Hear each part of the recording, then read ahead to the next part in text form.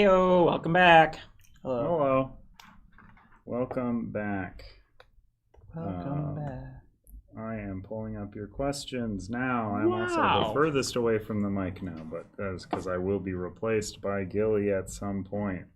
When he decides to show up. Spot. So don't worry about it. I know I'm not loud. But feel free to let me know. You're not very loud. I'm working on it. What if you just talked louder? Yeah, have you thought about that? You don't want that, Smile though. more. You'll think I'm angry. Why are you so angry? I'll ask the obvious, boring question. Where are we in production, and are we slated for November fulfillment in the U.S.? Nothing's changed since the last update, so that's still the timeline that we're looking at. Yep. Cool. Yep. Nothing. It is a boring answer. Does Santoro Bard harder IRL? No. I am not an outgoing person in some ways. Certainly in the ways that people would associate with a bard, I do not find myself. You love stew also. So. Yeah. I do love stew. See, that's both the thing. The dish and people named that. I do love stew. I did just buy a loot, though. But you do randomly pull a do Piccolo out to play in the middle of the office, right? It's my Piccolo action figure. I pull it out and I play Dragon Ball with my friends. Question from the stream that didn't get answered. Santoro/Andrew. Do you prefer Santoro or Andrew?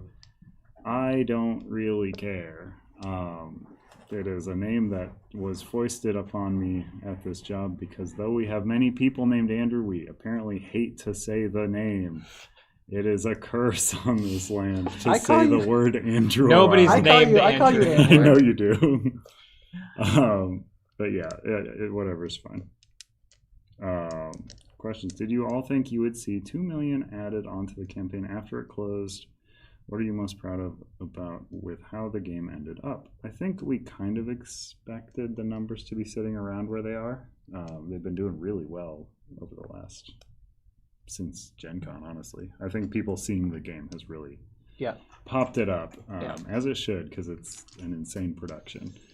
But yeah, what are you most proud about with how the game ended up? Is that like about the game itself, just in general? I mean, in regards to campaign, how much money it made. Yeah. How many copies it bought. I don't know. Like, that's a boring But answer. as far as like the actual game itself goes, thing most proud of, like, I just think it looks so stunning. Like, yeah, I think the iconography really came together in the final in a way that I did not expect.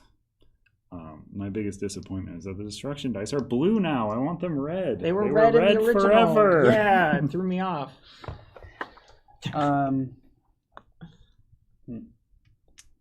Yeah, it's hard to say. It's like we spent so much time just like engrossed in it. It's hard to like. I think Ryan's proud that we didn't just completely mess it up. yeah. Which we flat out did not do. Oh, give me that, please, sir. I should not have left it there because. Well, I think like personally, so like obviously like we touched all like parts of it, but like for the people who are like on this, like Sam and I worked quite a bit on like tweaking and fine tuning and stuff, and so one thing that Sam and I spent a lot of time on was like the quest and the quest creation, but also like the quest system and the keywords and stuff like that. So I'm really happy that turned out really well because that was something that like you and I worked on. It was just us basically who was working on that stuff. So I'm happy that I think that turned out really nicely. So yeah, I'm especially proud of the end games. I think which you did more of than I love they're tough. Yeah. And so to people who may sort of think like, oh, this game may appear easy. One, we weren't playing on the hardest difficulty. And I was already thinking of things like, oh, if we were playing on the hardest difficulty, you have to give up items in order to take an adventurous rest step. So that one string of peaceful encounters we got that healed Shannon back up to full, probably wouldn't have been able to do that. We would have had to then find an inn to go to in order to heal Shannon up. And then you also have to take 2 light fatigues every time you take an engage. Yeah. Every time you take an additional engage. So. And how does that make you feel? Good. I love expert mode. It's my favorite way to play. But then also to the end games themselves, that's where it's like, okay, yep, hopefully, because there's like an expectation of, even though these encounters, it's like, oh, you end at 16, it's like you're always going to be typically wanting to push your XP as high as possible, because when you get to those end games, they're rough. Yep. Hi, everybody. Hello. I don't know if there's any reason for me to be here, but I figured I'd pop in and say hello because it's... You're good at this part of the streams. Yeah. This Not is so what much I'm the here gameplay for. parts. This is what I'm here for. Exactly. How So people have excited? other How questions excited too, are though. you at our post-campaign funding level? Was one of the questions. Oh. Did we expect to raise 2 million past the end of That's a great question. So, I said kind of. yeah, that's a... Which camera am I looking at, by the way? This one? Okay. That's a great question. That one. That one, yeah.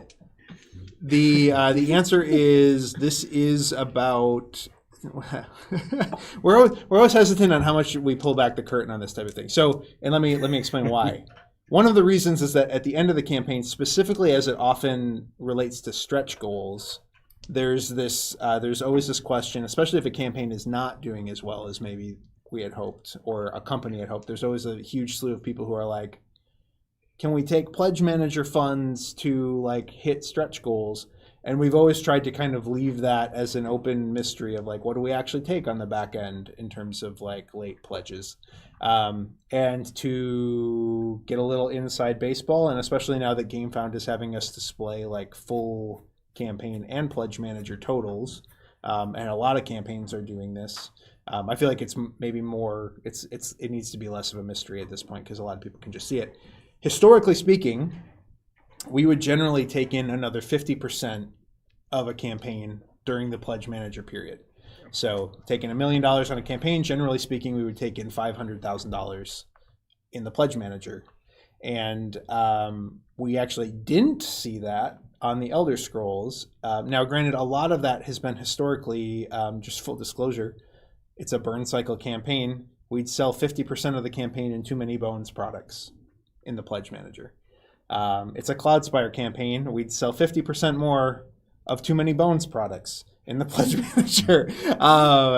And We're trying to save shipping and right, yeah, exactly.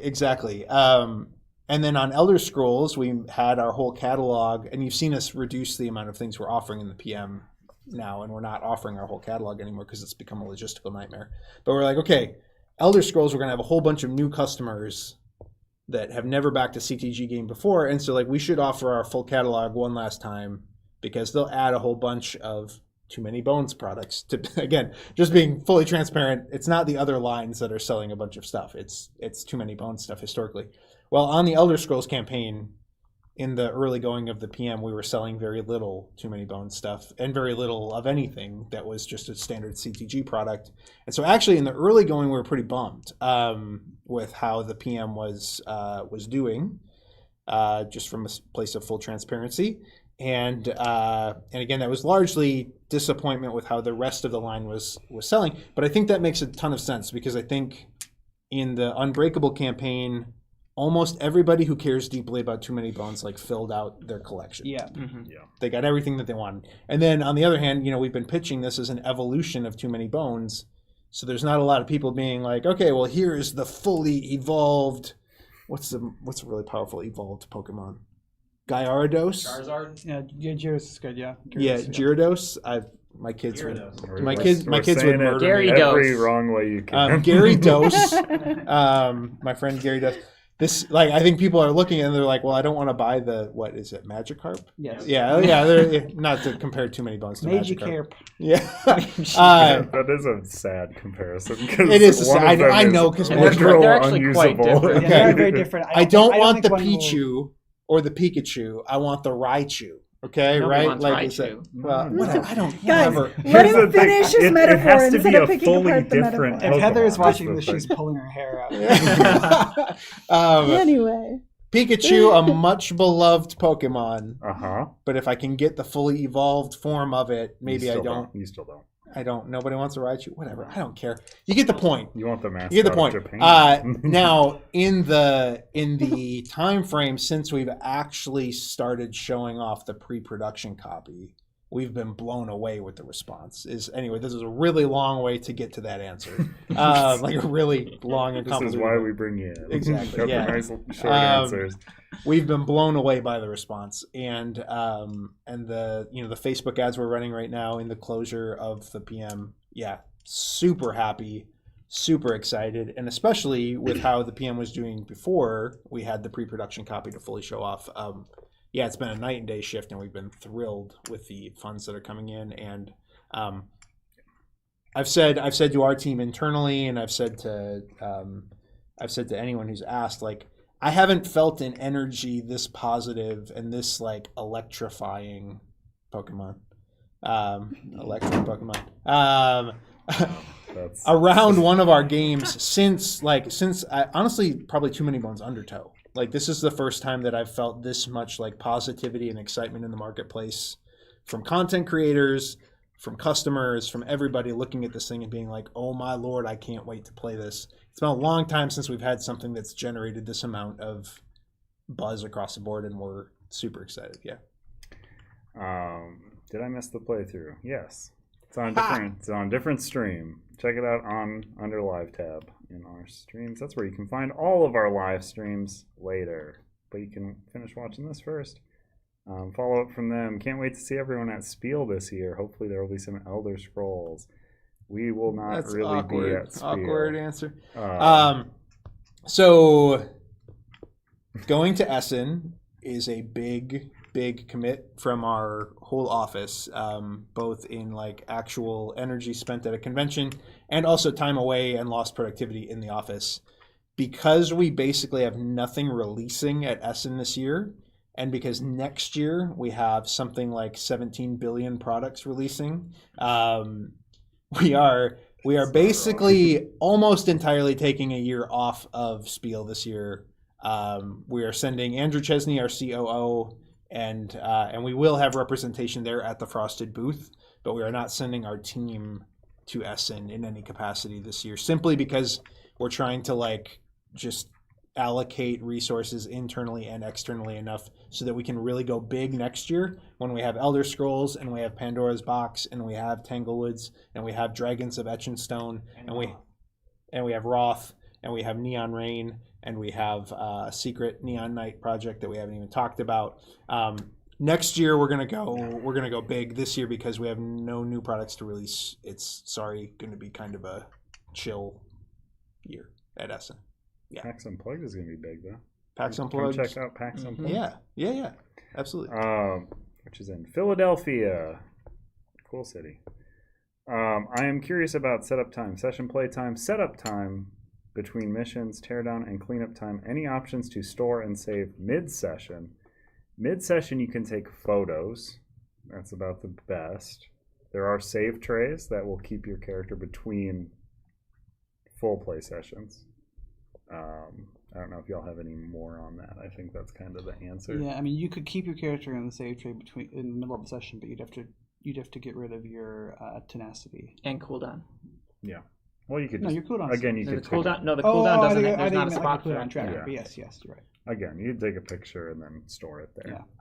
Yeah. There's no built-in option to save mid-session. Yeah. Again, this was a 4-player game that we played in just over 3 hours. So like lower player counts, you're going to see that way lower. Mm-hmm.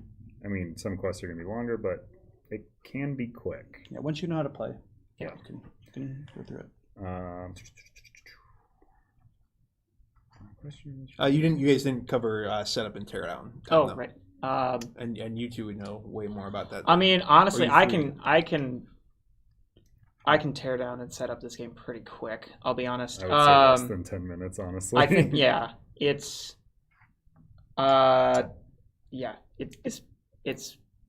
think the storage solutions are so good that it's like everything is just in its spot that you need it for the most part. The only thing you really need to do is just set up the delve deck and the encounter decks. That's really like the thing that takes the longest. And the enemies, that's super quick. And the enemies, The character build is part of setup, so if you take forever choosing your race and class and starting line, then that's what's going to take the most of setup of anything. Yep.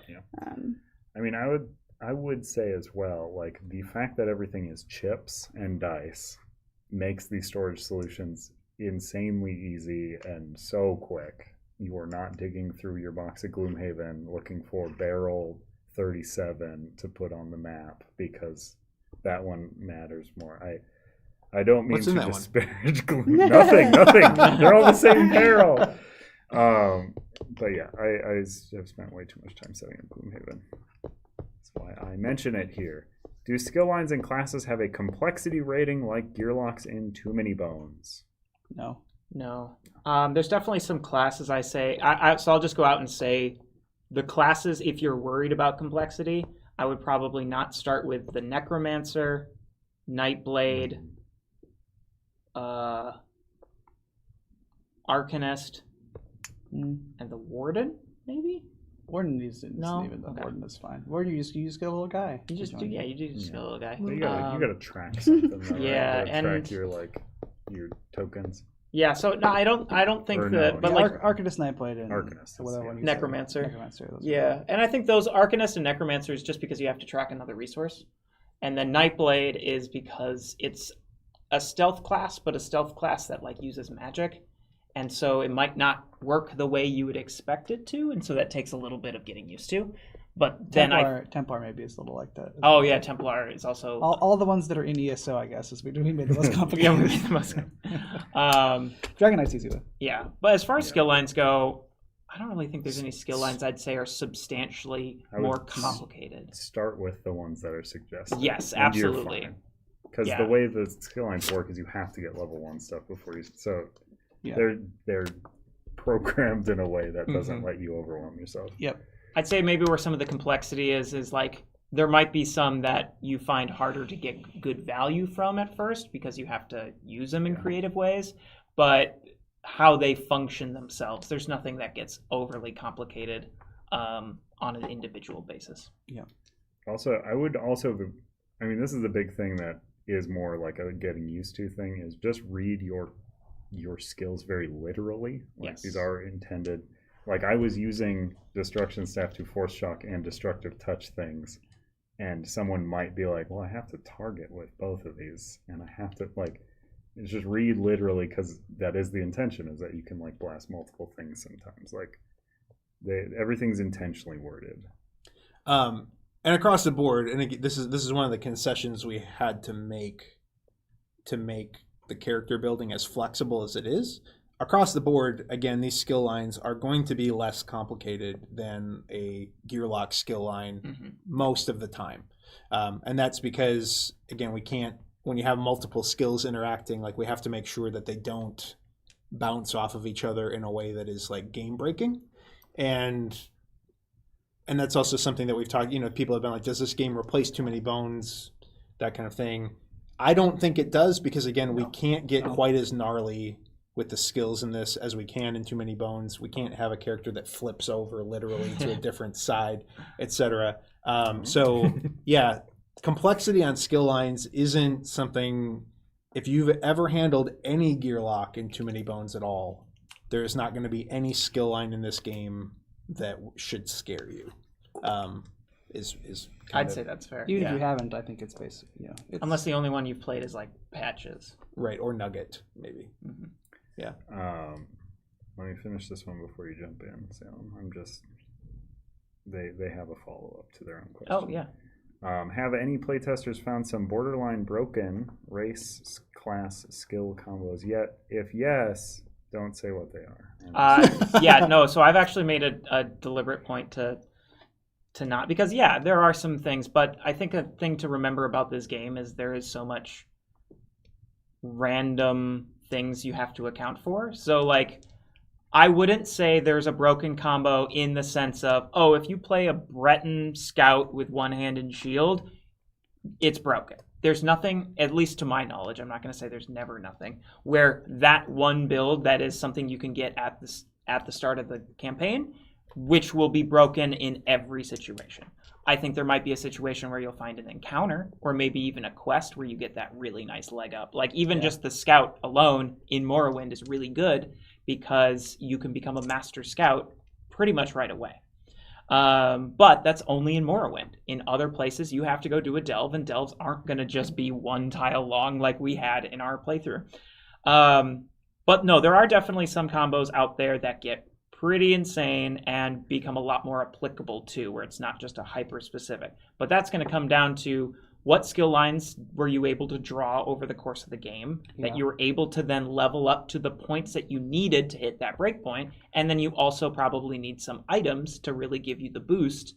And of course, there's like, what, 150 common items alone? No, items in total, I think 150. With Valenwood, I think it's up to 170 or something like crazy. that. Yeah. So there are so many factors that go into it. Also because, and I'm really glad that we kind of made a shorter campaign game that only, is like 3 sessions, because then creating a broken character based on circumstances that led you to get there, at least in my experience, feels so much more fun, because you're like, okay, and then you finish the campaign and you retire that character. Rather than if you were to hit that in like a 10-session campaign and you get there by session 3 and you're like, cool, for the rest of this campaign it's just going to be like, all right. So rather, it can kind of feel a little bit more exciting. Yeah. Something that Mike Kelly from One Stop Co-op Shop was telling us, and I say us, it was Shannon and I in a private conversation. He was just kind of giving us some feedback. He was just like, all of the abilities in this game feel broken in a really fun way. Not in a way that actually breaks the game, but you read them and you're like, oh, holy crap, that's really strong and really fun to use. And that was the intention from the jump. We wanted to make, that perception that the once per battle skill dice from Too Many Bones, as an example, like we wanted to take that and be like, oh, what if you had powers that you got back and they were all really fun and really strong to use? And then, I think the game is balanced appropriately. The other thing that I've spent a long time talking about in Discord and in other places is that I think people view gear locks as a puzzle to be solved. And once that particular gear lock has been like, well, this is always the strongest way to build that gear lock no matter what. And so that's what I'm going to do. I've solved it. Now I'll move on to another gear lock. Because it's a self-contained character that's been pre-designed, I think there's a psychological mindset of doing it that way. In Elder Scrolls, the flexibility of the character creation system makes it more fun to constantly try something different, because you're not like, how do I solve this like singular character?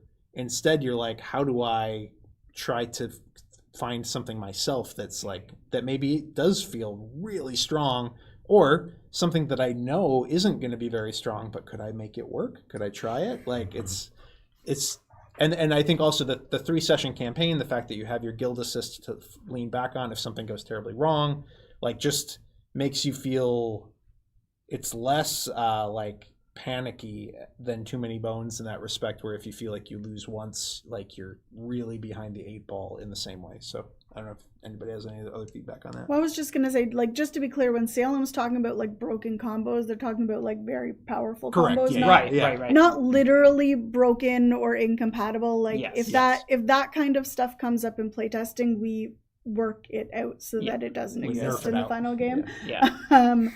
And yeah, a lot of testing has happened to make sure that things aren't going to be incompatible with each other, even though you've got so many things mixing together. It might be hard to answer, but I see Chip 3 Games touch all over this game. Was Bethesda much in the creation of the game, and they just had did they just have final approval of what you did? I love the humor. They didn't help us like create the game like from a mechanical standpoint basically at all. Like I would say that the primary mechanical influence they had honestly was in an indirect form in 2 ways. One was like the skill lines we had access to just because we were like, well, we have to theme these in a certain way. And then the other one was in the map creation, where we had to like put locations in certain places because that's where they are in real life, so to speak. Everything else, and even that, they were mostly just make sure that it's right. Like everything else, it was primarily like flavor based stuff. They didn't even really have. They gave us a pretty free reign even over like what the abilities did. Like to the extent that they were kind of trying to make sure that those theme matched, it would be like sometimes. If we changed like what one of the abilities did, they might say, oh, well, this actually kind of doesn't really work as described by the way that the skill works now. let's change the name of the skill to something else. So yeah, it's from a mechanical standpoint, it was very very chip theory. I think that part of that question is probably in regards to like the mushroom encounter or like stuff like that. Is that all us, or is that like? No, yeah, we did all that too. Like, I mean, that was a lot of Sam and I doing a lot of research about like, and just like having knowledge of like the games and stuff. Okay, well, we when we would start every region's and general encounter deck, we'd be like, okay, so what's like the thing here? Well, there's this kind of thing. There's mushrooms. All right. Well, what if we did one with a mushroom and we could have it like this kind of looks like the top of a mushroom. This tile. We could do that as one of them. So we as with all of our games, I think we try to really make the theme inform the mechanics, and that's true of this game too. So. Yeah. This is very much. Oh, go ahead. No, you go ahead. I was just going to say this is very much us designing a game in their world. Yeah. If Bethesda wanted to design a board game, they would just design a board game. But they're video game designers and we're board game designers, so they let us do what we do best in their world and just told us when it didn't fit their world, basically, is my... Yeah, that's very true. They cared. I think when we took on the game, we were like, they're going to care so much about how this game plays, and they're going to be constantly wanting updates about how this game plays, and they're going to want like an immediate gameplay demo. And I don't say any of this in a disparaging way at all. They cared so little about how the actual game plays for 95%, I would say, of the way of like the way to making this game, and cared so much, way more than we expected, about how it like looks and how lore accurate it is, and how well it does or doesn't rep on a one-to-one basis like stuff from the games. I mean, again, little things. I mean, like we're submitting art and it's like, oh, this character would not have that type of dagger on their person. Yeah.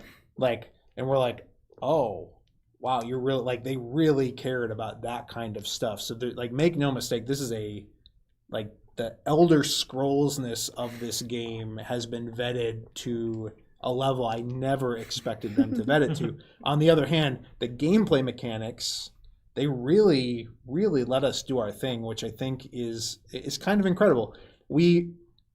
Not that I didn't expect them to care about how well it reps the Elder Scrolls, but like I really kind of expected the emphasis to be the opposite. With them being game makers, I thought they'd want their hands deep in how the game plays itself, and they really wasn't much of that, to be totally honest. Which, yeah.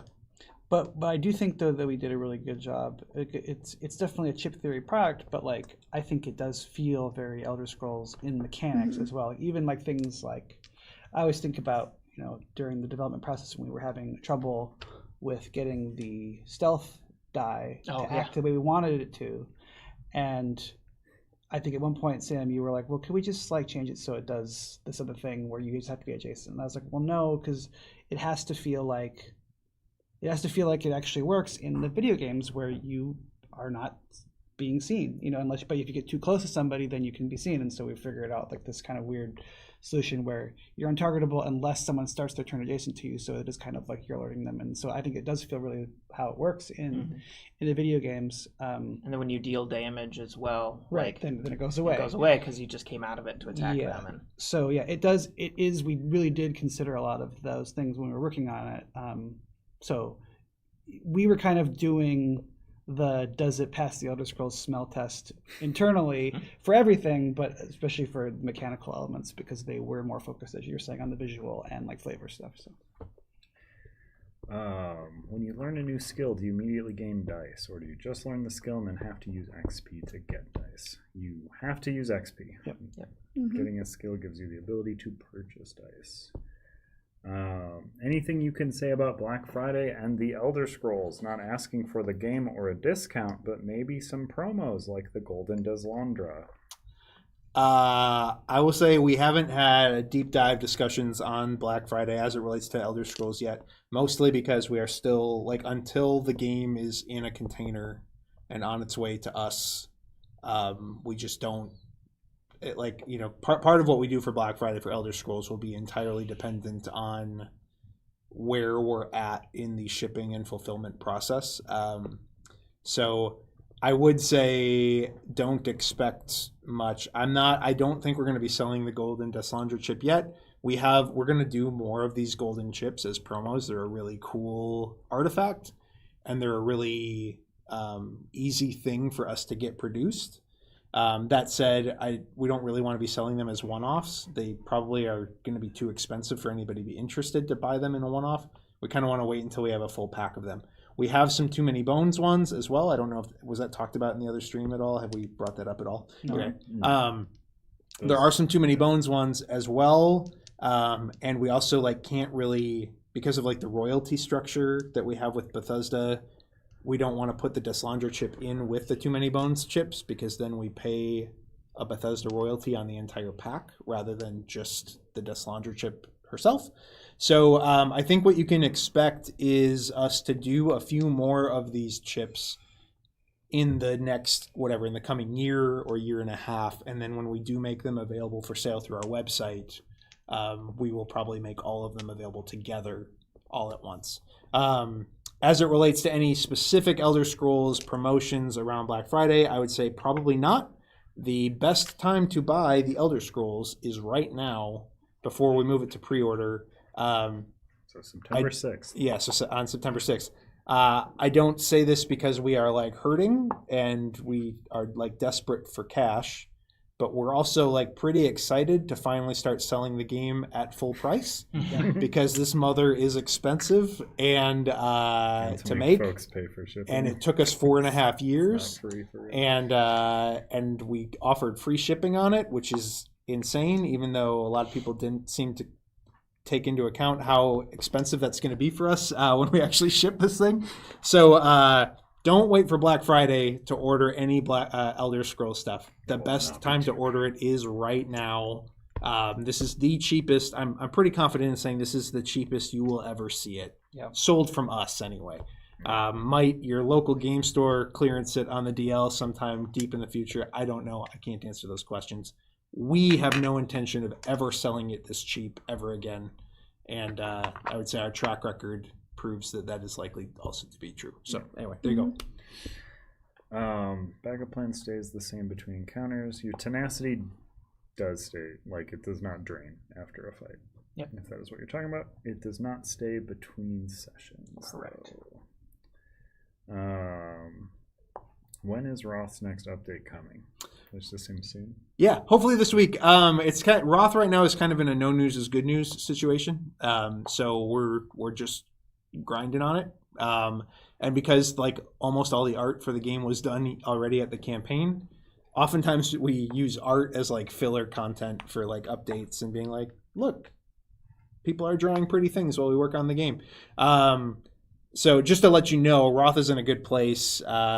It's churning along. Scenarios are coming along. We're working on a whole bunch of pre-press stuff for it to get it ready, or to get elements of the game ready to print. And we have seen metal token samples now. We are changing how they look a little bit because they were done with a really glossy paint, and we want to do anodized so that you can really tell that they're metal. Right now, they kind of look exactly like the plastic tokens. Which is fine. They look cool, but it's they don't make the impact of I have metal tokens. So we're waiting on a sample of anodized ones coming soon. So I am going to put out an update this week. I have some personal life stuff that's going on that is also very, very stressful right now. So if I seem scatterbrained, sorry, I'm thinking about some stuff that I have to do at home. But I'm going to try to have an update for both Hoplo and Roth out this week. And both of them are kind of, again, no news is good news situations. So there you go. Will there be another round of crowdfunding for this game next year? Yes. In the fall. It's got some fun stuff. Mm-hmm. Yes. New region. We're meeting about it on Thursday. Not just 3 regions. Right? Well, let's just. We We have to get it all approved. We have to get it all approved by Bethesda before we say that's anything at all.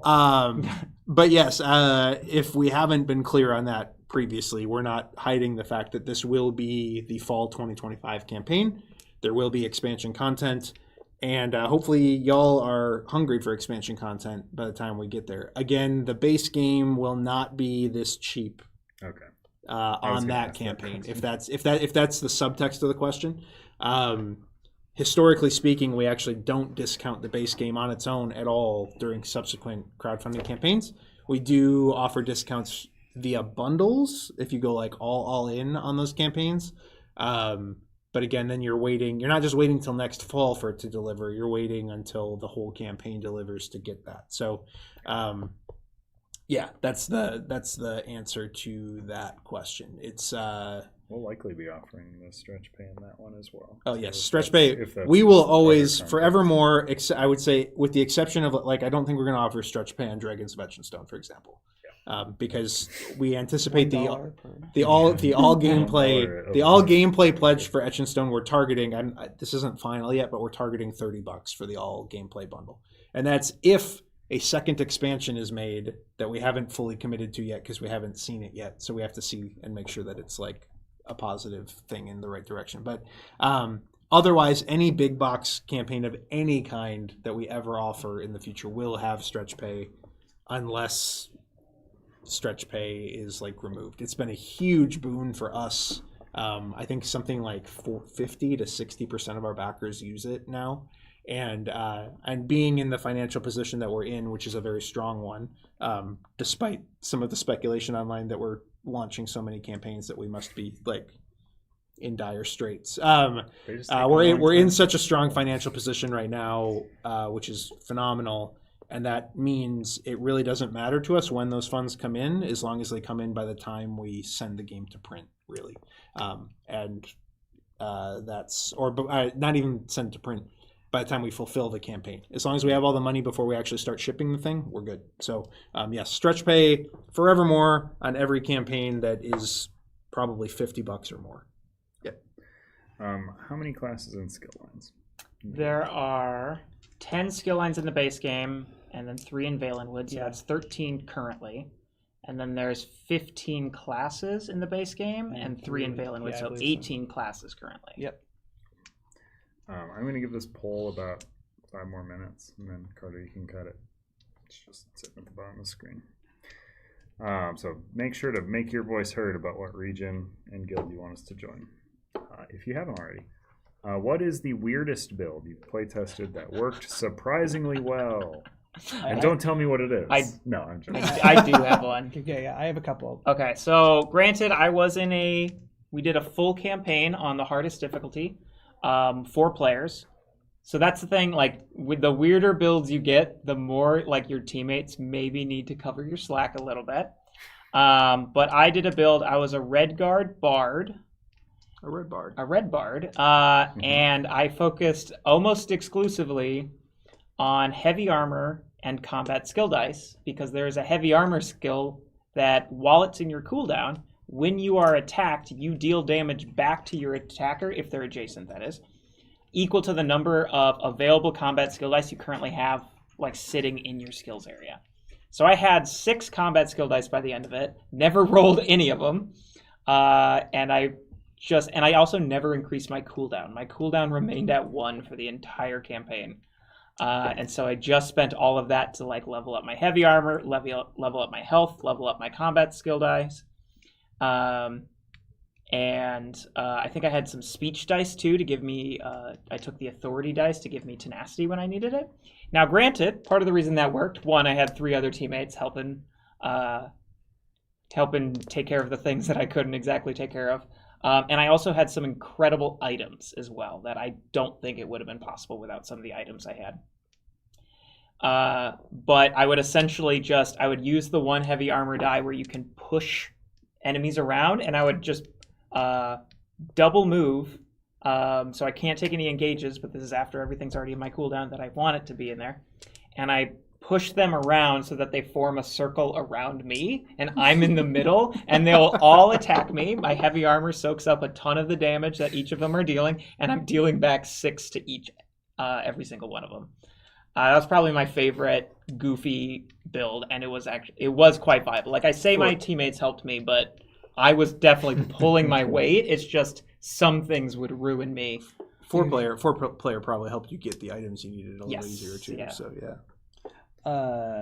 I was gonna say that one, but then also I always just like to say if you are a pilgrim and you go hard on illusion, because you can get 3 level 4 skill dice, which is the only skill line in the game that has 3 level 4 skill dice. You pair that with 1 or 2 other level 4 skill dice, and then you can use your top tenacity ability to do a ton of damage, because you're dealing damage, X amount of damage per number of true damage, I believe, per number of level 4 dice you have trained. So. And I like two-handed with anything that cares about being in your cooldown. Not necessarily quirky, but I just I like a big full cooldown. I think it's funny. Should the items from Valenwood be kept for when you're playing in Valenwood only? Or... No, you can mix them in.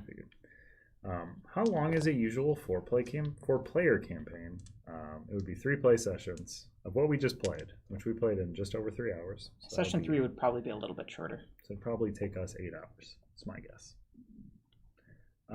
But printed on box time is 4 hours for 4-player session, because 2 hours plus 30 minutes per player. Yeah. So should take you 12 by box count, but I mean, I would count on that. We didn't do any delves. Like, there are certain things you could come across that would have taken us longer that we didn't do in our game. Right. Yeah. So, and the one delve I think we the did box time is fairly true to the game, as long as you're not AP prone to the max. Yeah, that's certainly. Or like looking at rules. Yeah. What is the guild assist? It's just like a get out of jail free card one time. Yeah. Basically. Specifically, it's like you can choose to trigger it, I think, at the end of any round, which includes a round in which you are all going to lose. And it revives everybody to full health. You get to reset the round counter. I think it even like clears your cooldown. It's like a full, incredible reset. You can also use it when you're not in combat to give you a huge boost on the map movement. So if you're going to lose because you can't get somewhere in time, you can also use it there.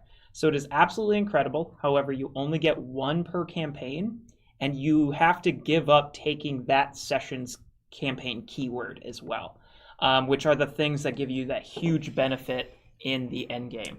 So it is going to make the end game harder if you use, but the hope is that if you're using it at a key point in the session, it'll put you in a spot to be much more aggressive as getting like XP. So probably the worst time you could use it is in the last battle of a session, because then you can't even benefit from like the larger scale boost that a campaign or a guild assist could give you. But like getting it right in the middle of a session, that gives you like the best opportunity to recover and get a lot more XP with that big boost that you got. And so I'm going to end the poll. Oh yes, Close your eye. End that poll. It's got exactly 100 votes, so that's a good number. I'm curious why there is a Western Skyrim and Eastern. Also, Pickle might have answered this question already, but I'm curious why is there a Western Skyrim and Eastern Skyrim, but only a Western Blackmarsh? Is that due to a quirk of adaptation from Elder Scrolls Online at this current point of its development? Yeah. So if you are an ESO player, you will notice that there is essentially the only places you can go in our game are places where you can currently go in ESO.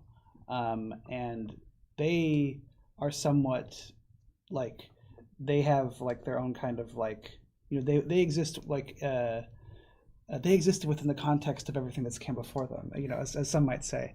And so they have, you know, their own kind of rules in terms of like what, you know, is kind of like on or off limits for overall Elder Scrolls lore and stuff. And so since we're sitting in their setting and they don't want us to do anything where, you know, if we like, for example, like Hellstrom is like a big city in like the center of Blackmarsh that you can't go yet, and maybe won't ever be able to go, you know, no one knows, or I don't know anyway, in ESO. So if we had a Hellstrom and it functioned a certain way, and then they do end up making a Hellstrom that's set during this time period and it's different, that they don't want that to happen, which makes sense. And so we're kind of limited to what is presently available. Now we have worked with them so that if we, when we're working on something and we know something is coming down the pike, we've hoped that we can kind of incorporate that. For example, before their most recent Necrom. not their most recent, but like the one that came out last year, Necrom, included more of the Morrowind Telvanni Peninsula, like the area that we were kind of in for a little while today, and they gave us that in advance so we could incorporate that into what we were doing. They gave us like we weren't playing like in advance, but they gave us kind of like the info in advance so we could kind of work that into what we were working on for the product. That is what's going on basically with the Skyrim stuff, is that you can't go to Central Skyrim right now in ESO, and there's good flavor reasons for that in terms of like Western Skyrim is its own kind of area, it's sort of its own province, and Eastern Skyrim is part of like the larger Three Banners of War that's going on. So that's why we kind of split those up, and then you just can't, there's no Eastern Black Marsh that anyone can go to right now in ESO, so you can't do it in our game either. So it is going to, if you are an ESO player, that's a conversation we're going to have about like at least one of the future regions we want to build out, because there is some map weirdness there, but we'll figure it out, because I think we didn't really beat our heads against how to do Skyrim for a long time, but I think we come up with really good solutions. Yeah, I think you guys crushed it. I think in the early going, we were really frustrated by some of those restrictions, in terms of like, we can't do what we want to do. This is awkward mechanically, like blah blah blah. And I think now, in retrospect, with the full product in hand, now I think we're kind of like, it's actually great that like this is going to make our game much more likely to like live in terms of canonicity, which I'm not even sure is a word. But like the fact that we were, even though we were pushed into like constraints in terms of what we can do, it also means that everything that we have done is very in line with everything that exists already, rather than, you use the city of Hellstrom as an example, rather than like in 2 years we find out that like, by the way, 50% of what you worked on has been retconned and now doesn't make any sense in the broader context of the world that you built your game in. I think it's kind of it's a cool thing in retrospect, though it was immensely challenging along the way. Mm-hmm. Yeah. One other thing I'll just quickly add to regarding Skyrim in particular, like to anybody who's the most popular game in the Elder Scrolls line definitely being Skyrim, and that's a lot of people's only one. And so anybody who's played that will be like, what do you mean we can't go into, like, Whiterun is like the first big city you go to. Yeah. This game does take place 2 whole eras, which is like something like hundreds of years before. And so what Whiterun might look like at this point in time would be very, very different, and something that Elder Scrolls Online has not yet fleshed out and has established. So we can't just use what's in the Skyrim game. So it might not even be there. It might not, in the same way. Like there's definitely like one of the major towns. If for people who are like real Elder Scrolls old heads who played like Daggerfall, like one of the main cities in Daggerfall, in the game Daggerfall, is just like not a place. It's like a dock where there's like a guy fishing like in ESO. So you get to think, one day this will be a big city. Basically, yes. Have you been able to play the game with people from ZeniMax Bethesda with this pre-production stuff, or will that be with a final copy in a few months? We have not been able to. Yeah, we played the very early demo, the same demo that we showed content creators, 2.5 years ago or whatever it was. It was 2 years ago. Yeah. We played that demo with the folks at Bethesda, but we have not been able to show them this in its final form yet. Our license, agent, our like the guy that we do that has been our main contact at Bethesda throughout this process and kind of handled the relationship between our team and the bigger Bethesda team and ESO team. Brent, he has seen the game. He saw the final pre-production version at Gen Con because he was at Gen Con, but we have not played it with them yet. And whether that ends up being this pre-production version, or a final version, we do intend to fly out to Bethesda again and show them the final product. We'll probably wait till we have the final thing. I think at this point, it only makes sense because I don't think we're too far away from having a final production copy being sent to us, though I don't know that for certain. But it's in production, so we'll have a final version soon, no matter what. As far as any ZeniMax people, I know at QuakeCon I believe demoed it for some less not higher up people at ZeniMax, but we played it with some ZeniMax people, and they were very excited to have a copy in the office. That's awesome. They can play on that's breaks. If CTG weren't working with Bethesda on this game, what theme/setting would it have instead? Bones? It would have been Too Many Bones too. Yep, 100%.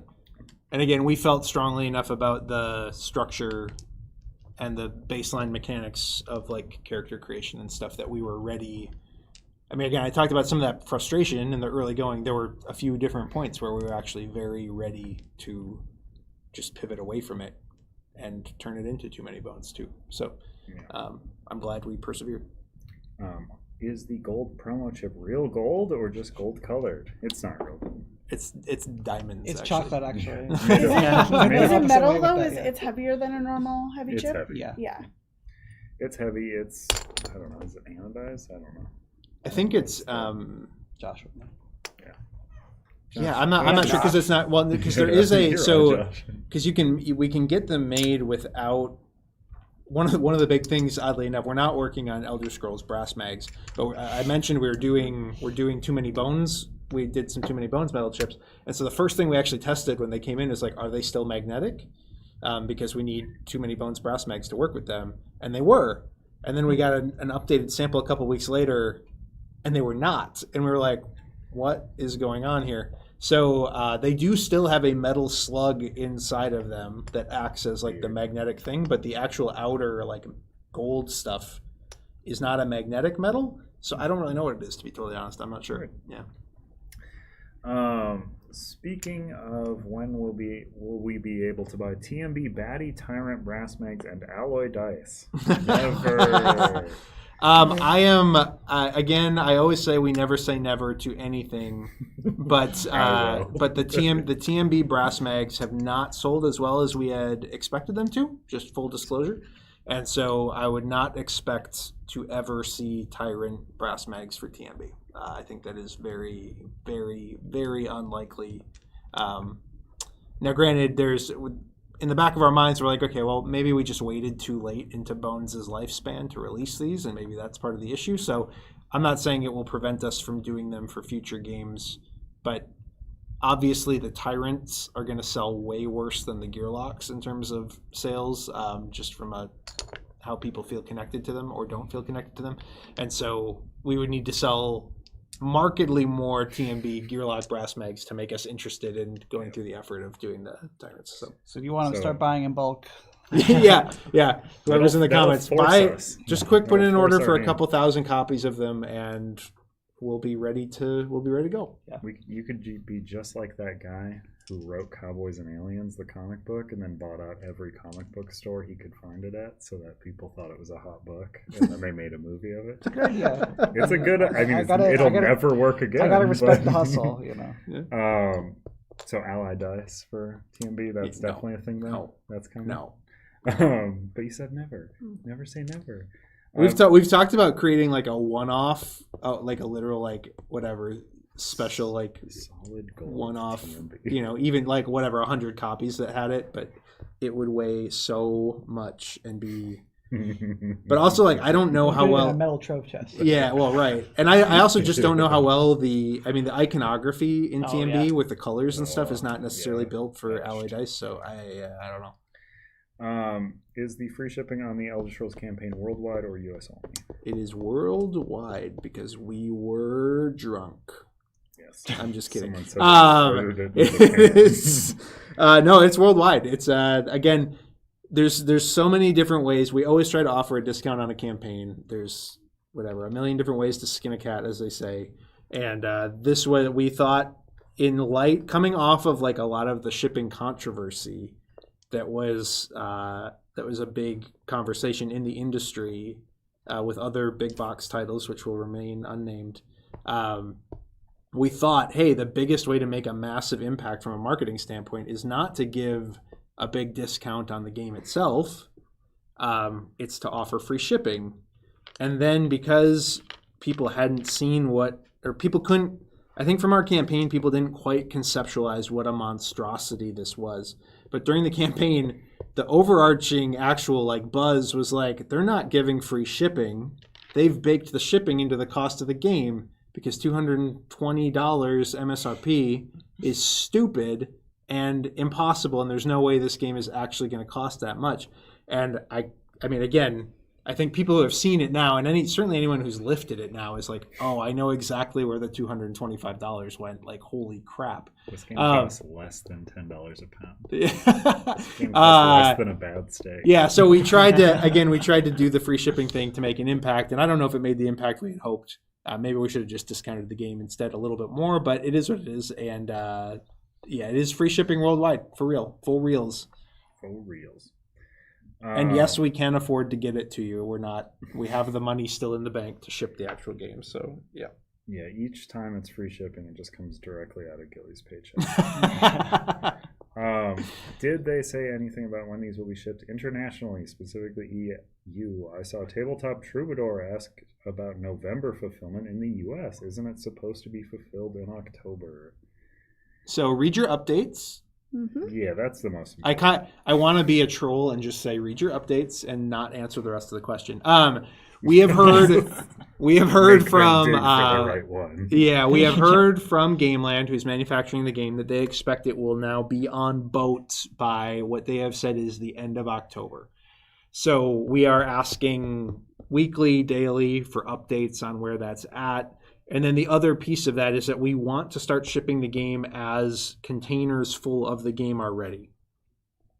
But we don't, again, we're not sure, like, are they doing 25,000 boxes and then 25,000 books and then 25,000 sets of dice? And there won't be any copies ready until 25,000 copies are ready? Or is it going to be, we have like 1,000 ready at a time and we can send them or whatever. So everything we know about the fulfillment timeline and the shipping timeline is what we have shared. We're working to get clarity on it as soon as we can. But again, right now we think containers will be starting to land at hubs. And that is as ambiguous as it sounds. I'm intentionally not stating USA, Europe, Australia, etc., because we don't know. There's a world where we're like, hey, we could knock out all of the Australian orders in one container, and it's the first container ready. And maybe we just send it to Australia and get that rolling so that we have check Australia done. There's a world where containers to Australia are way more expensive than they would normally be because it's getting towards holiday season. And we have a bargain on whatever, European containers. And so we ship to Europe first because the whole situation in the Red Sea with like Houthi pirates and all that kind of thing is still ongoing. So certain places are taking longer to get to than they normally would because ships are taking alternate routes. So there's a world where if we're like, okay, we know if we send this container now, it will still get here by the end of the year. And in 2 weeks, we can send another one to the US, which takes less time. All of that is going to literally be evolving and changing like by the day. And so I would just say any reluctance to answer that with like certainty is based on the uncertainty that exists worldwide with logistics again right now. Some folks have compared it to like COVID era level complexity with global logistics. It's not that bad, but it is more complicated than it was 6 months ago.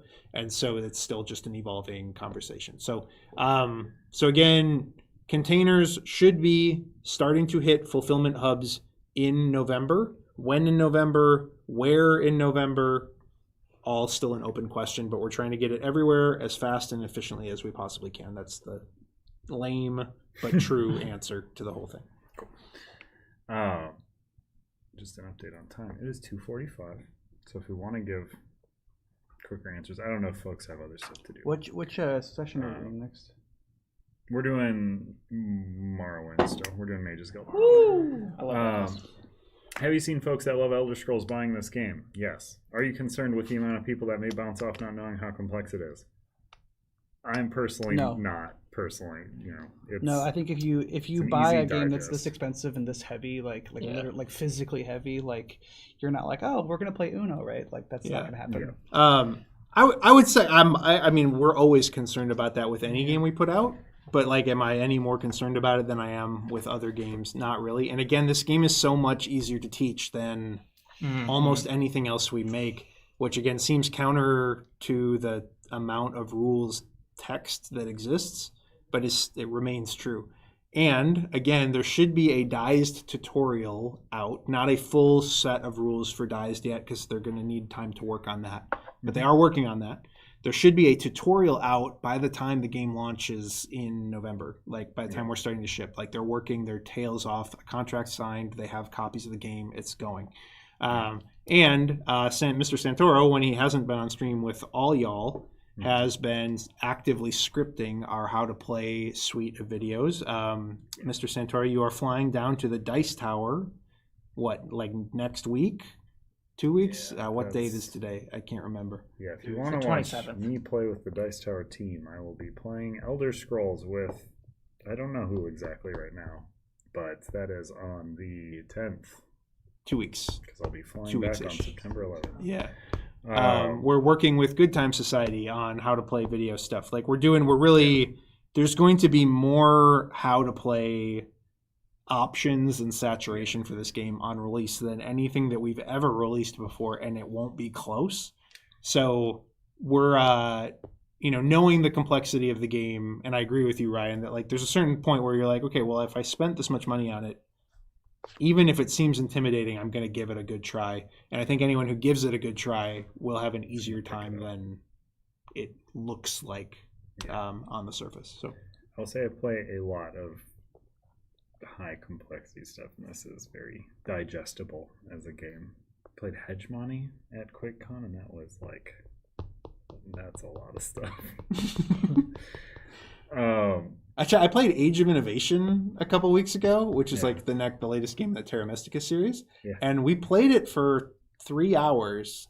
And when I was done, my reaction was, I sure did play Age of Innovation. Yeah. Well, I mean, we played Hegemony with a teach we did it the day we were flying out from QuakeCon, and we had been playing for like 4.5 hours. And like someone came up and they're like, "You guys almost done? Like, you got to leave soon for the flight." And I was like, guy teaching is just like, we're about 3/5 of the way through. Oh my gosh! And that's that's not a shot. I mean, whatever. Hegemony has been massively well received. It's good. Age of Innovation Hegemony. Yeah, that's right. It's really good. It's Age of Innovation. I didn't feel like I understood what I had just played when I got done with it. I was like, I played it. I did a thing. Don't know what I could have done better. Don't know what I could have done worse. I played that game, and so and that's again, you don't feel that way when you play this. Like you play, you can grok it. It's a lot to grok, but like once you have it, you're like, I clearly understand everything that's happening. It's not confusing. So yeah. The answer to this question is kind of, I feel like, right. Do you guys have data about what percentage of tests are pledges that are new to CTG? We do not. We'd have to run like an email comparison, I think, and even that wouldn't be exhaustive. I think the closest you could get is comparing the like backer count on this to other games, and it is a lot higher. It's higher, yeah. Yeah, I will say there was a philosophy shift at a certain point with the design and the way that we were handling the game, where we were like, okay, you know what? Like, Elder Scrolls has sold millions of copies. We are selling, now we have something like 18,000 pledges total, I think, now, which is a ton for a board game, and especially a board game of this size and scope. So we're thrilled with that. So I don't mean to paint that as a small number. But we're like, okay, we're clearly not marketing this game to non-board game video gamers. Yeah. Like, the people who are buying this are clearly people who are very deeply interested in board games and complex board games. And maybe have been afraid to take the plunge on anything CTG prior, and the license of a beloved thing is making them okay taking the plunge. Yeah. I think at that point, we became a little bit less, because we also went through a period where we were like actively trying to trim massive chunks of the game off. I told the story in Discord where I was actually advocating for a time cutting the map phase out of the game completely. And I think I was very much proven wrong on that. But that's the level. I mean, I don't say that to like look at specific aspects of the game and say like, well, glad we kept that, glad we didn't keep that, whatever. That's not the point. The point was there was a time where we were like, okay, this thing is growing in scope day over day over day, and we need to cut this down to the most streamlined thing ever so that people can learn it in 5 minutes. And then we kind of like, again, it was like there were several mindset shifts throughout development. I wish we had a documentary crew along the whole way, because I think it'd be riveting, and several of us almost had nervous breakdowns. And Almost, yeah. I go beyond almost. Yeah. We could have documented my midlife crisis. It would have been incredible.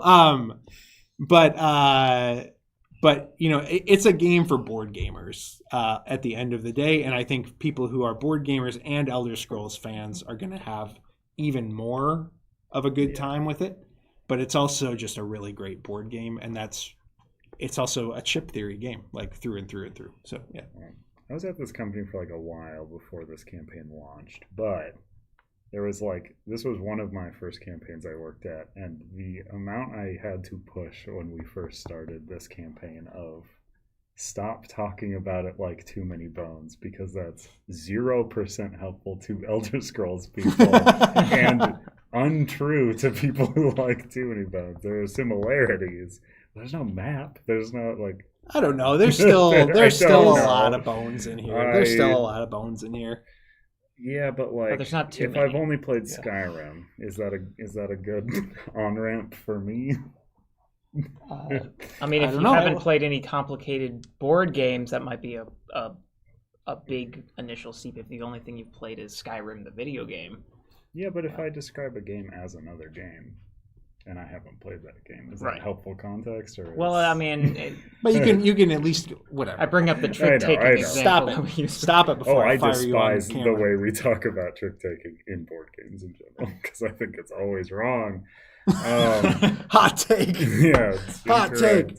Is the second act next or later today? We are not doing another act in this game today. I'm sorry if that was not clear. We'll do this another time. Will Salem start a thread in the Discord to discuss the more obscure skill/class combos? Discussing these things with Salem might be what I'm looking forward to the most after a few sessions of play. Yes or no? Why don't you DM when I'm no longer busy. So never. Yeah. I do love chatting in the Discord. I thoroughly love it. I've had to sort of step back for a while just because I'm so busy all the time now with like Cloudspire stuff running, and we got playtesting going on with that and development. Yeah. And I don't know. There's always seems like there's maybe a light at the end of the tunnel where I'll not be so busy, but then spring 2026. No. We want to hear you guys talking to each other about your fun builds once you get the game. We don't want to tell you how to build your characters. We want to see how you build your characters. I love talking about this game as a fan of the game. Like, yes, I can bring some stuff of being a designer of the game, but simply as a fan who loves playing the game, I'm like, I kind of want to just chat about that stuff. Chat with us at conventions about it. We have so much time at conventions. We have so much time in all aspects of our lives. That's really... Gilly, how was your Colorado vacation? It was great. It was great, except for the part where I almost had a panic attack on a dirt road, a one-way dirt road in the dark near the top of a mountain in Rocky Mountain National Park with my wife driving, and I thought, I don't do well with heights, but specifically I don't do well with heights where I am not on my feet and not in control of my body. So like, for example, the worst thing in the world to me is being on a ladder, if that makes sense. And so I was in the passenger seat, my wife was driving, and we were on this one-way road, and it was I thought I was certain I was going to die. I was absolutely certain I was going to die. That aside, it was a great trip. It was a great, great, great trip. Not super relaxing necessarily because road trips rarely are, but it was a lot of fun. And it was also, we came home through the Black Hills, saw the Badlands. That was incredible. Lots of stuff that, like, living in the Midwest, I probably should have seen a decade ago easily and didn't for whatever reason. And it was really cool. So. do you all at CTG see the possibility of a build-your-own final boss version of Dislander expansion at some point in the future? We could do a Splice and Dice too. Oh my God. Slice and Des. Yes. Yes. There it is. No. Next The question. keywords are Oh my about gosh. as build your own, like that. It adds some puzzle pieces to it, but true build your own in a board game and having it be a tense and fun, like adequately tense and fun and difficult, is really, really hard to do. Yeah. Like we just- nearly impossible. If we were to have that, you just have like you get stalwart, recover, divert. Oh, that Just sounds And it's all one- of these skills that You've It's done one thing in a Too Many Bones game where you're playing it for 2 hours, but if you've played this game for 6, 8, 10, and then you get to an end game that's just not Yeah. fun because your baddie was built in a way that is impossible or too easy, then it's not going to feel like a great experience. I could see us doing something that's like more like not an end game, but like single session focused. Like I don't want to say, but like there's one that Sam and I have been talking about that is not like build your own boss, but like is, it's kind of, it would be a new experience every time you played it, you know. And I could see us doing something like that where we have like a much more controlled pool of like things you'd be pulling from. And in fact, we already kind of do that in a lot of our things now, where it's like how you perform in the quest does determine like your boss outcome to a degree. So I can see something like that. Yeah, I could if we ever did something like that, I think it would have to be region specific, and that would be like the hook of the entire region or something. So, but that's not. I would just say so. I would say Create a Tyrant in Too Many Bones, works with mixed results. Splice and Dice is our most expensive content expansion to print, and the one that probably sells the least. And again, I think that's because like the results again are just mixed. Sometimes you get a really compelling end boss, and sometimes it really works, and then sometimes it's like, okay, that wasn't all that meaningful. And people asked us like, well, when are you making build your own gear lock? And it's like, here it is. It only costs you $225 to get build your own gear lock because of the amount of components it takes to make it truly compelling. Mm-hmm. So yeah, I wouldn't expect it as a like full on I think- mode of the game. There might be like a quest, for example, where you kind of do something that's in that vein and you build the last boss of that quest. But like for something where it would be like the finale, where it's going to be the culmination of this 3-session campaign, and then you just have like a version of Deslandra that's as tough as like wet bread, and you're like, Right, okay, yeah. cool. It's hard to make that always compelling. Right. Sometimes it's super compelling, sometimes it's not. It's hard to make it consistently like always good. You guys should get Slice and Dice because the regular tyrants in that game are Ooh, also they're, like like, some the of the best best. ones, and also all of the spice baddies are really fun to add in as well. And then, then Build Tyrant and that mode are both fun as well. But I will often just play with the added baddies and the tyrants. So. Yeah, we got to do a stream sometime of how to actually play that thing. All the content people who've popped into our chat over the course of this, you should check out all their channels. They're very good. Yeah, Derek from is it Conjay Studios? Is that it? Yeah, he's in here right now. Derek, check out his playthroughs. Who else? Very nice guy. Paul Grogan's got a bunch of content out there. I think Mark Dainty has more content coming. I don't know who's even been in the stream, so I'm probably missing out on some people. But Rob's Rob's Gaming Gaming Table Table, yeah, absolutely. Thank you for your playthroughs. Lots of good people stuff. Wanted to add a Rob Stop. made me buy a T-shirt to our store because his playthrough made them buy it. Wow, incredible! Awesome. That's awesome. That's awesome. He said he admired how quick we were moving through it. His was quite a bit longer. If you want to see an 8-hour play of a 2-player, he has that. He's got And he you. talks out That is for everything, you. though, is the thing. Yeah. In and out work is crazy. Dragons and Nemesis campaigns both coming in winter, spring, correct? What other campaigns are coming out? Any hints or details? Incorrect. Nemesis is next summer. Yeah. Cloudspire is in October. Clouds, This yeah. year. So we have again releasing hopefully this fall, barring disaster. We have the Hoplo Pandora's Box stuff, and then we have Elder Scrolls releasing this year in English. In the spring releasing, we have both slated for March, we have Tanglewoods, or March, April, is Tanglewoods 20 Strong and Roth, both coming then. And they are, again, both on pace for delivery. No worries. This is for I know. upcoming- I'm Okay. getting there. I'm getting there. I'm I guess covering I the whole understood gamut. question. Covering the whole gamut. In the spring, from a campaign perspective, yes, Dragons of Etchenstone. That will be Dragons of Etchenstone and the North Vale expansion. You can check both of those out on the Game Crafter right now. And if you want to support Joe Clipful, the designer, directly, you can actually order them from the Game Crafter right now and play them. And they're great in their current form. We're going to make them even better. We are also looking at a second expansion for Dragons of Etchenstone that will be on that campaign, unless it sucks. I don't think it will suck. I think we will have it, but we just want to vet it a little bit more because Joe's actively developing it right now and designing it right now. What was that? I linked the campaign in Oh yeah, beautiful. The campaign is linked in the chat. So that will be and that will be the MSRP on Etchenstone is going to be $12. In spite of all the glow up that we're doing for it, and we're targeting an all-in gameplay on that campaign of $30. So there will be probably a deluxe accessory or two that you can add that will up that a little bit, but you can get all gameplay for around $30 on that campaign. Then coming in the I skipped the fall. I skipped Cloudspire. This is only gonna add to the Just perception that gonna I'm confuse you. a hater. Why do you hate it so much? Cloudspire, October It's bad. 6th, October 8th, October 6th. I'm blanking on which date it is. It's one of those. Yeah. Cloudspire, 3 new factions, a big content expansion that we're calling Harbinger. Session 3. Volume 3 miniatures. More surprises coming with that campaign. We're going really, really hard for one last hurrah with Cloudspire, and the new stuff is shaping up really, really well. It's really cool.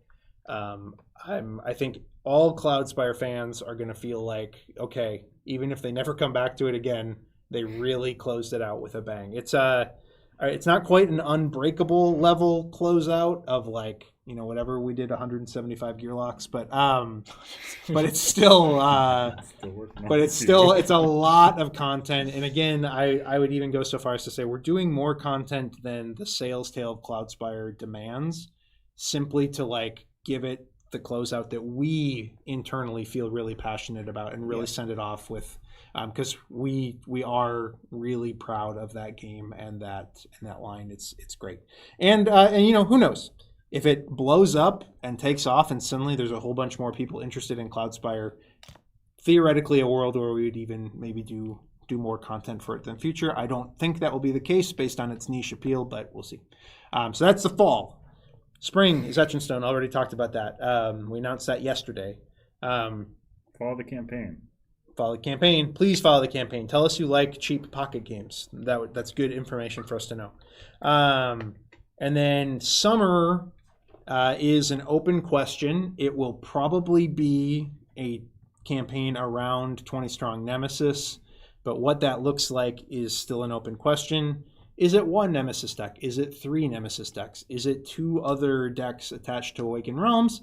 If we don't feel like doing 2 other decks attached to Awakened Realms, is there a world where we just soft release 20 Strong Nemesis? It's all still technically on the table. So there may not even be a campaign next summer. I'm being serious when I say that. It's still an open question. Those are conversations we're having internally right now around how we want to handle all of that stuff. But 20 Strong Nemesis is slated for some kind of spotlight next summer, be it campaign or otherwise. And that deck exists and will be going into playtesting hopefully later on this year, but it's really fun and cool. So It's weird. be excited. Yeah, it's a really It is interesting weird. take on 20 Strong. And then fall next year is Elder Scrolls expansion content. There will be other stuff along the way. There will be more new stuff from Neon Knight along the way that, again, we're not as hands-on with that stuff. That's mostly Manny and his business partner Jeff that are handling a lot of that stuff. And there may be other stuff that we soft release along the way and we don't run a campaign for. We're getting more and more comfortable with the idea of trying to do that, especially if it's a product that we feel like is going to go into distribution in a meaningful way and get more exposure beyond just our website. But that's the campaign structure. Cloudspire, Etch and Stone, question mark, but probably Nemesis 20 strong, Elder Scrolls. That's the next like year and a couple months of stuff that we have planned. Hoplo Brass Mags. No. Can you ask Adam if any more excess copies of Triplock alloy dice were ever found? No. I believe the answer is no. Is this the last game to include lockpick rolling? Definitely not. There's be 6 more. Triplock 2. I like the Triplock hard- 2 I like for the hard starters. answer. Yeah. Fulfillment, same for every other language version? No, everything that we've talked those about, guys. everything that we've talked about timeline-wise is English. Most of the language editions are still, and again, I'll aim to illuminate this in the next bigger update. Most of the language editions are still on pace for Q1 of 2025. But Shannon and I have a Discord chat with the translators, and we're answering their questions. They got good questions, so they're all plugging away at it. Very impressed with how quickly you can get to playing. Yeah, so that's up very fast. Thanks. Um, I wasn't here. let's see. When are you going to do a solo play of this? I'd be down. Yeah, this will be fun. I'd be down. I'd be. You'd have to learn how to play it first. I'm good at filling dead air. I'm very good at. I know how to play this game. Stop it. You do I've never seen poorly. proof. I've never seen proof of that. Just saying. I'm good at filling dead air, as I was don't demonstrated think by I've ever the seen auction we did many years ago for virtual Gen Con during the COVID year. Oh, I remember. Where that. I basically just sat there doing color commentary for like 4 hours while Josh and Adam held up weird stuff from our warehouse. Yeah, that was a weird day. That was a weird year. Yeah. Yeah. Is that, are we, anything Will else? this game fill the dark void in my soul? Yes, actually, I can confirm. As somebody who had a dark void in my soul and was made only darker through the production of this game, playing it now has absolutely filled it. So It's healed you. it's I'm healed. still kind of in the middle of a midlife crisis, but I You haven't should played buy very a much of copy of the. this I game. know I haven't played very much of the final version of this game, so maybe this game would fix my midlife crisis. Yeah, I know they say like, oh, you can't buy your way out of unhappiness, but actually, with this, But you can play your way. Yeah. I'm sorry, I'll try to be louder. That's why I told you to sit closer to the thing. It's not comfortable. Do you see the possibility of a quick play mode for this game in a future expansion, a la Mercury's Boots? No. probably not. You can play, like, I think that was one of the things that we changed at one point, because originally we were going to have it that the only thing that had set scaling was the end game. And so it's like by the time you get to the end game, regardless of your XP counter, the enemy pool is going to be set at a certain amount, which was going to force you to make sure you planned ahead. One of the issues that came about is that, one, it's hard to get players to think that far ahead. Full disclosure. So we were having some playtesters just being like, wow, I just rushed this quest and we finished it on day 5. This is too easy. Like, we just went into the final fight and fought one enemy because it was at 5. And so it was like a single 5-pointer or a single 10-pointer or whatever. And then we could just sit back and go like, oh, okay, well, you're going to just get destroyed when you go to the end game because you're going to be way under leveled. But it's hard to get people to really think about that kind of abstraction so as to not want to have that situation where people get to the end game and they're like, this has been such a breeze, and then get destroyed. That's where we decided like, okay, well, we can implement a set scaling at the end of every quest. So it's like, hey, if you do rush the quest and you get to the last place at 5, you're going to be fighting an enemy pool of 64 or something with only 5 XP. You're going to lose. And that actually, what that ended up doing now is that I think that if you ever just want to play one session of this game, like I love where my character's at after just one session. Like, I'm excited to watch her grow into something even cooler, and I'm really jazzed to do 2 more sessions. But this is absolutely like a fun character. That was a fun final battle.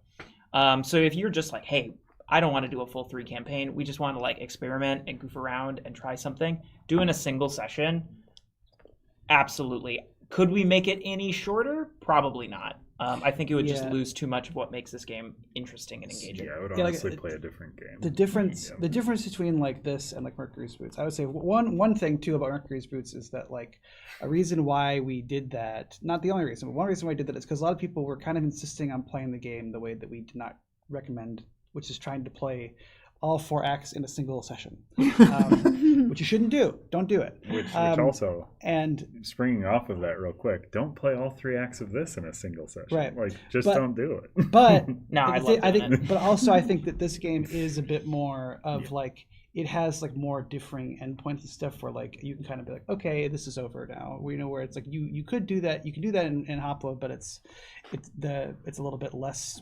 distinct. I think though that the other thing is that like Hoplo lends itself to Mercury's Boots because you're playing a lot of the same kinds of fights, and the differences are in like the enemies you're drawing, and now with like the new expansion, like the whichever side of the rules you have open for each of the arenas and things like that, and some of those cards are affecting things, whereas this like you can't really do like a Mercury's Boots version of this because like all of the scenarios are like all of like the quests are like bespoke, so like when you're doing Hoplo, the only thing you kind of have to really abide by in terms of like this is a really unique setup is the boss at the end, and that's not really true for this. There's all these like kind of ongoing things, and so like the closest you could do is something that like maybe Sam and I would do when we would test sometimes, which we'd be like, all right, so we know we drew this campaign card, we know this one tests right, so we're just going to say we did it and get 2 XP so we can continue to like test the actual like parts of the game that need to get tested. So I guess you could just kind of like draw cards and be like, all right, I did that successfully, blah blah blah, but that's not very fun. I wouldn't recommend doing that. So they are very different like things. I think if we were ever, and we're not working on anything along these lines, and Ryan and Salem might slap me if I even utter it out of my mouth. We'll see. I think if we were going to do something like that, I don't think it would be a quick play mode to experience the entire game in a faster setting. I think it would be like one-shot scenarios that would have to be built like specifically for that purpose.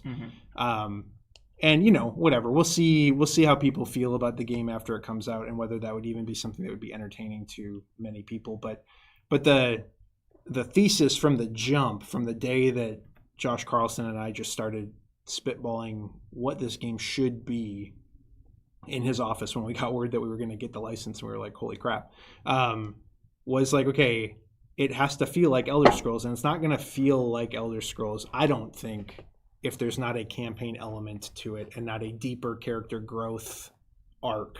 Exploration too. Yeah, and exploration. So that's part of the issues. Like, we could create one shots that were more about using your tactics and like the tactical battle side of the game in maybe a much more unique way, and then like dealing with maybe a random item draw or even a specific item draw.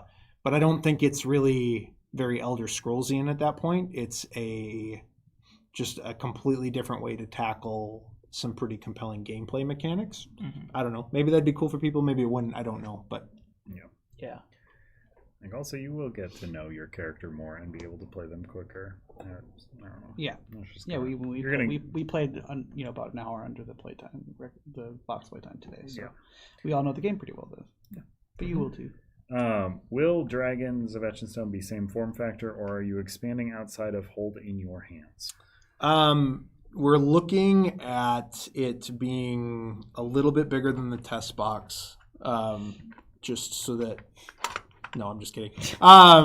It will be. We are going to give it like a full box, like a deck box of some kind, and that box is meant to hold Etchinstone, and then the 2 expansions. Again, assuming the second expansion comes to be, will likely be sold in just like card packs, the way that you would buy like a pack of Pokemon or Magic or Flesh and Blood. Carter, I know you're listening. Whatever it is, and then those would just go right into the box that the base game came in. So that's the current plan right now. There may even be a world where we include the rules to all 3 aspects of the game right within the base rulebook that we include in the base. All that's still an open question. It's definitely meant to be a pocket game and we are definitely keeping it palm playable. That's something that's very important to Joe, and we want to honor that. There's a lot of people though that don't play it in their palm. There's a lot of people that already play it on the table, just because there's the decision making in the game is like really pretty crunchy and mathy. If you're not aware, I assume the person asking this question already knows this. Yeah, that would be my guess. But we're actually redesigning the UX so that the information on the cards is on the sides of the cards rather than the tops of the cards. That way, when you fan them in your hand, you can read all the information all at a glance rather than needing to like read one card at a time and then like look at them that way. So, but yeah. Definitely want to keep it palm playable. We think that's a really compelling hook to the way that the game works, even if it's not required to play it. We want to make sure we honor that option. So I know that's something that Joe Clipful, the designer, laments a little bit. He's just like, I love Buttons and Bugs. Buttons and Bugs turned out so cool. He's like, I really wish we could have kept it palm playable though, the way that Gloomholden, his original fan expansion, was. He's like, that's the one thing that still makes me a little sad. So there you go. What events will you guys be at coming up? PAX. I'm going to a Packer game next month. So yeah, I've got a Clutch concert in September. Oh, wow. Okay. I've got a family reunion. I might be moving in a couple months. So if anybody would like to come and help me move, that's it. Yeah. Well, that's awesome. Shannon? PAX Unplugged. I'm going to be there as an attendee. So if anyone wants to play games, I'll actually be able to do that. Yeah. PAX Unplugged is our next big one. Outside of that, I have no idea. I mean, Con of the North, I feel like we're going to be It's a local con that 5 people attend. Yeah. More than 5, but not much more. I'll be at Winnipeg Comic Con. Winnipeg Comic Con. Winnipeg Comic Con. In an official capacity. So again, we will have representation at Essen. It's going to be small, and it's mostly just going to be through the Frosted Games booth. It's no one from this team, pretty much. Nobody in this room, but our COO Andrew Chesney will be there, so you can stop by and talk to him. He'll be around. Yep.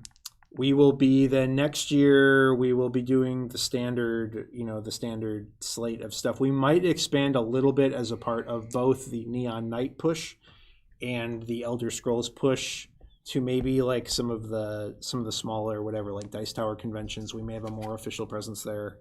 Yeah. That's still TBD. One of the things so Neon Knight stuff specifically is killer at conventions. It's so easy to teach. It plays really really fast, cheap. And it's cheap. Yeah, it's not. It doesn't cost an arm and a leg. And then again, even stuff like Etch and Stone, though it's so low, it's much easier to talk through and much more of an impulse purchase, which makes more sense at conventions.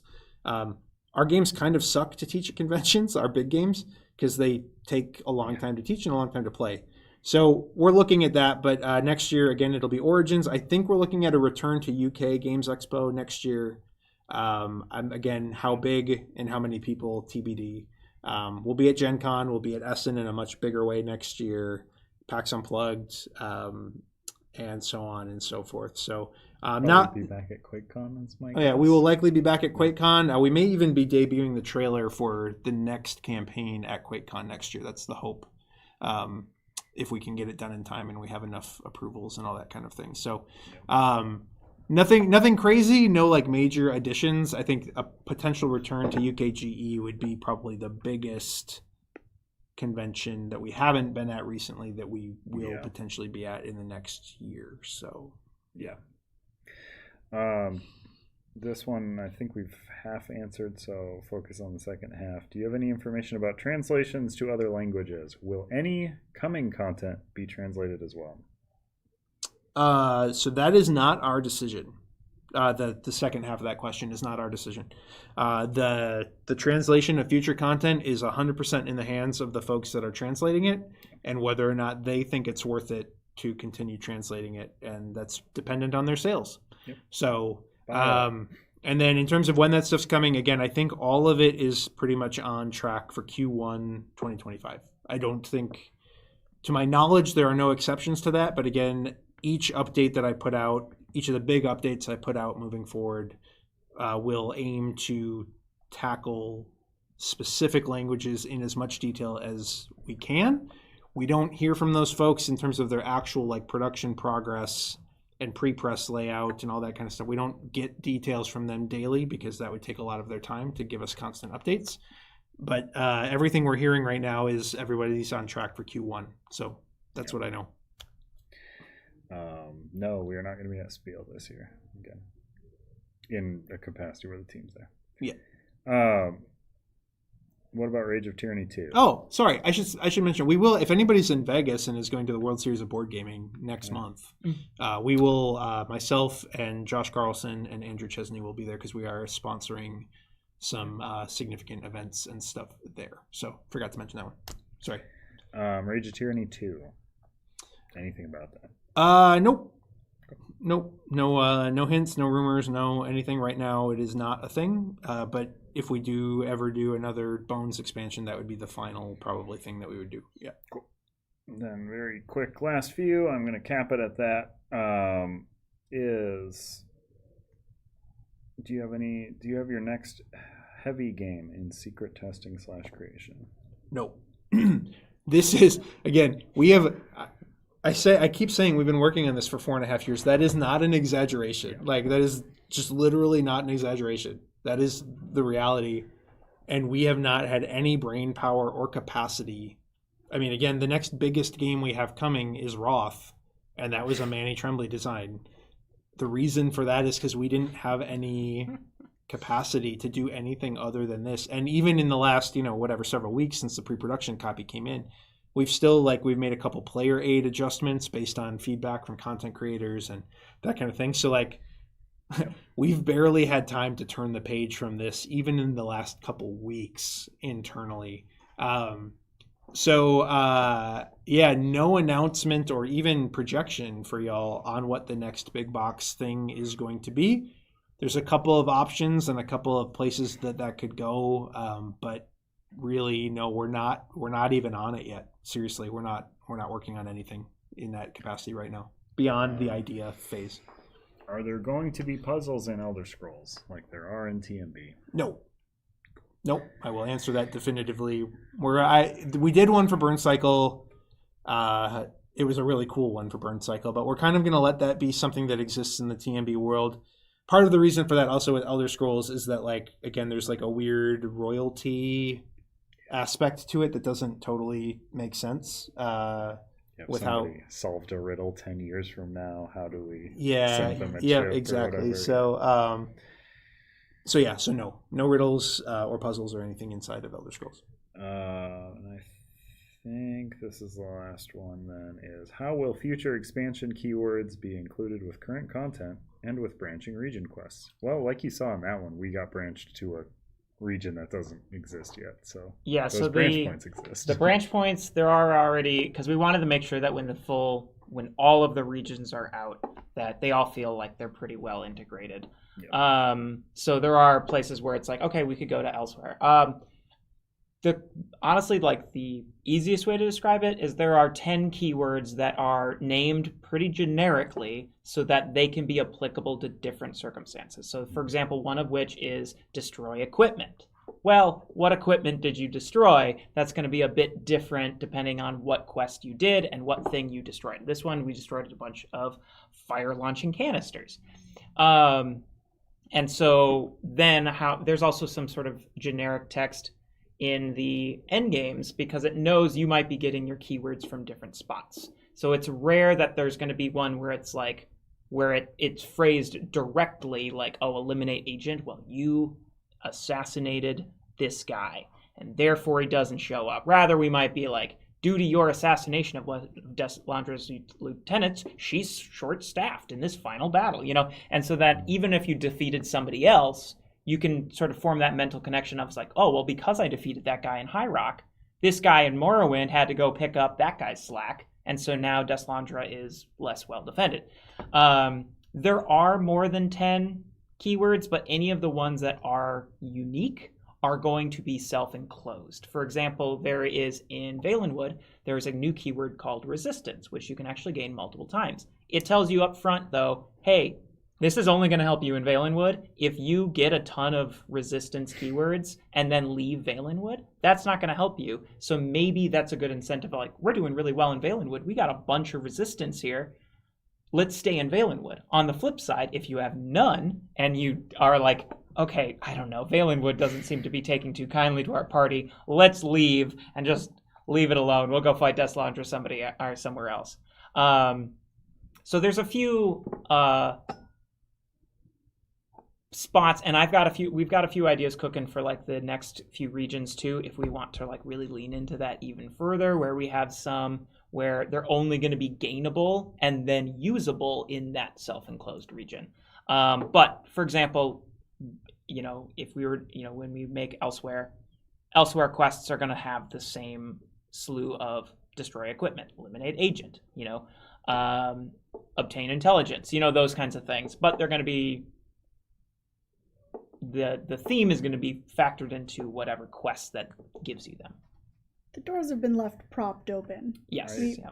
we had the benefit of knowing what some of those next regions would be Right, and yeah. where we were Well, going with yeah. it. So We also wanted, similar to the way that we do with Gearlocks and with Cloudspire factions and that kind of thing, we want to give consumers the option to buy things in whatever order they want. Yeah. Right.